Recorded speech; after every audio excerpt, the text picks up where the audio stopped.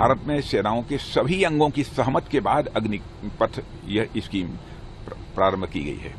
कांग्रेस नेता देश भर में झूठ फैला रहे हैं कि अग्निवीरों को सेवा से हटने के बाद आमदनी के लिए दर दर भटकना पड़ेगा। तो इस बार हरियाणा के अग्निवीरों के लिए भाजपा ने अपने संकल्प पत्र में साफ किया है कि हर अग्निवीर को सरकारी नौकरी दी जाएगी।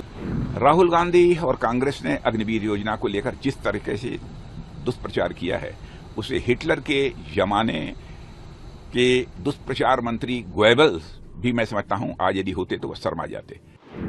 यह अनावश्यक लोगों को गुमराह करने की कोशिश कर रहे हैं राहुल गांधी जी।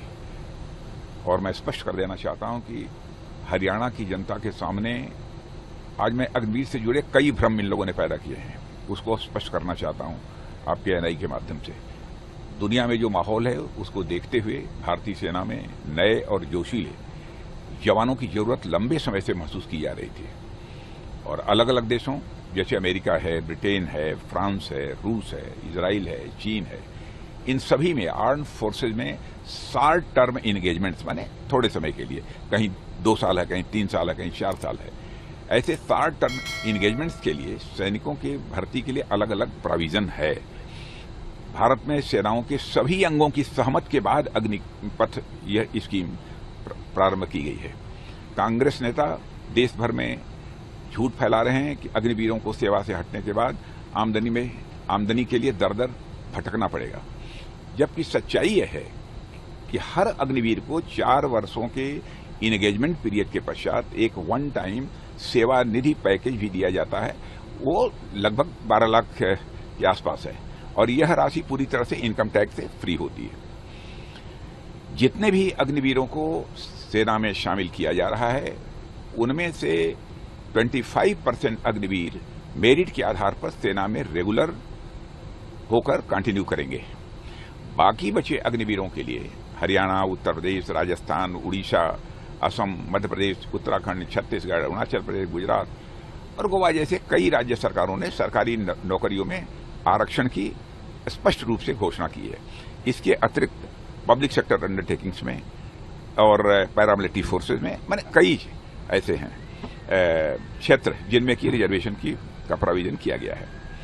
अब इस बार हरियाणा के अग्निवीरों के लिए भाजपा ने अपने संकल्प पत्र में साफ किया है कि हर अग्निवीर को सरकारी नौकरी दी जाएगी और यह साफ बताता है कि यह अग्निवीर यह हम सबके परिवार की तरह हैं। और मैं यह भी स्पष्ट करना चाहता हूं कि कांग्रेस के नेताओं ने पूरे देश में एक बड़ा झूठ बोला कि मिलिट्री में सेवा के दौरान यदि अग्निवीर की मृत्यु हो जाती है तो उसके परिवार को कुछ नहीं मिलता। सरासर झूठ। यह खड़ा झूठ बोलने का इससे बड़ा उदाहरण मैंने अपने जीवन में नहीं देखा है।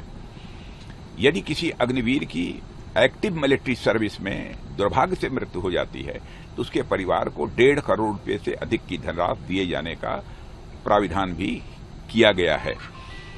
और इतना ही नहीं, सेवा निधि पैकेज के अंतर्गत जो लगभग 12 लाख रुपया दिया जाएगा वह दिया जाएगा। इसके अतिरिक्त भी 44 लाख रुपए का एक्स ग्रेशिया पेमेंट है। उसके अतिरिक्त भी 48 लाख ये बैंक के माध्यम से होगा, लेकिन उसमें प्रीमियम नहीं देना होगा। इसके साथ ही सरकार ने अलग अलग बैंकों के साथ एक एमओयू भी किया है, जिसके अंतर्गत 50 लाख से 1 करोड़ तक का इंश्योरेंस कंपनसेशन दिया जाता है। इस इंश्योरेंस के लिए भी अग्निवीरों को प्रीमियम नहीं देना होता है और भारत सरकार जोखिम को कवर करने का काम करती है तथा अपने पब्लिक फंड से बीमा राशि का भुगतान करती है। इसे कांग्रेस कहती है कि यह तो अग्निवीर के खुद के बीमा की राशि है, मगर यह एक्स ग्रेशिया पेमेंट है। 1 पैसा भी प्रीमियम हमारे अग्निवीरों को नहीं देना पड़ता है। राहुल गांधी और कांग्रेस ने अग्निवीर योजना को लेकर जिस तरीके से दुष्प्रचार किया है, उसे हिटलर के जमाने के दुष्प्रचार मंत्री गोएबल्स भी मैं समझता हूं आज यदि होते तो वह शर्मा जाते।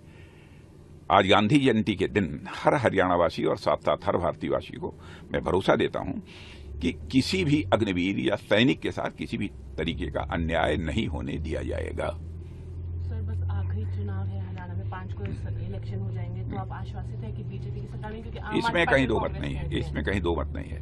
अब देखा होगा आपने बराबर जनसभाओं में कि किस प्रकार का पब्लिक का रिस्पांस प्राप्त हो रहा है, और हरियाणा की जनता ने मन बना लिया है कि अब तीसरी बार भी भारतीय जनता पार्टी की सरकार क्लियर मेजॉरिटी से बनेगी। और मैं कह सकता हूं इसके पहले जितने सीटों पर भारतीय जनता पार्टी ने विजय हासिल करके सरकार बनाई थी, उससे काफी अधिक सीटों पर विजय प्राप्त करेगी और क्लियर मेजॉरिटी के साथ भारतीय जनता पार्टी गवर्नमेंट बनाएगी।